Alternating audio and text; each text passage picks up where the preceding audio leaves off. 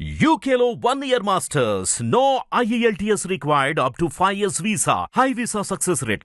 ఏపీలో కూటమి ప్రభుత్వం అధికారంలోకి వచ్చింది. అప్పటి నుండి అధికార ప్రతిపక్ష పార్టీల మధ్య మాటల తూటాలు పేలుతూనే ఉన్నాయి. ఇకపోతే ఏపీలో ప్రస్తుతం సోషల్ మీడియా కార్యకర్తల అరెస్టులు పర్వం నడుస్తుంది.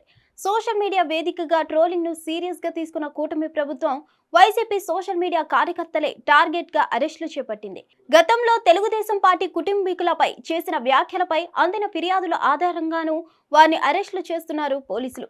CM Chandrababu, deputy CM Pawan కళ్యాణ్లపై అనుచిత వ్యాఖ్యలు చేస్తూ పోస్టులు పెట్టిన వైసీపీ సోషల్ మీడియా కార్యకర్తలను వరుసగా అరెస్ట్ చేశారు పోలీసులు. కూటమి ప్రభుత్వం అక్రమ అరెస్టులకు పాల్పడుతుందంటూ ప్రతిపక్ష వైసీపీ ఆరోపిస్తుంది. ఈ క్రమంలో మాజీ మంత్రి, వైసీపీ కీలక నేత అంబటి రాంబాబు సంచలన ట్వీట్ చేశారు.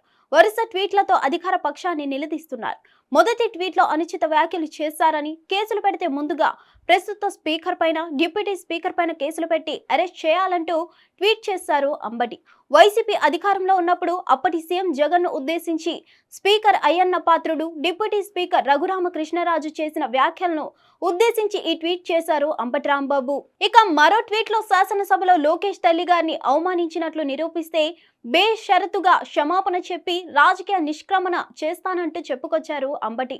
మంత్రి నారా లోకేష్ శాసన మండలిలో మాట్లాడుతూ తన తల్లిని అవమానించిన వారికి వైసీపీ టికెట్ ఇచ్చారంటూ చేసిన వ్యాఖ్యలకు కౌంటర్ గా ఈ ట్వీట్ చేశారు అంబటి.